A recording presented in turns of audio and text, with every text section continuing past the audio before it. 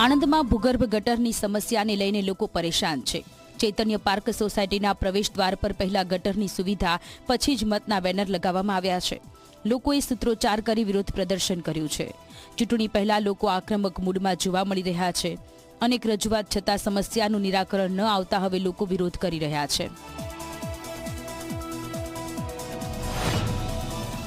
અમારે ઘણા બધા પ્રશ્નો છે, પણ અત્યાર સુધી એનો ઉકેલ આવ્યો નથી।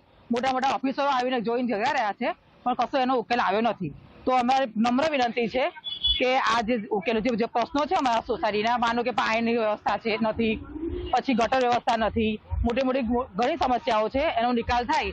અહીંયા ઘણા પ્રશ્નો છે। જો આ પ્રશ્નોનો નિરાકરણ નહીં આવે તો હાલ ચૂંટણીનો બહિષ્કાર કરવામાં આવશે। તમામ સોસાયટીના રહીશોનું જણાવવું છે કે આ કામ નહીં થાય તો તમામ કોઈ પણ વોટિંગ કરવા અમે નહીં આવીએ।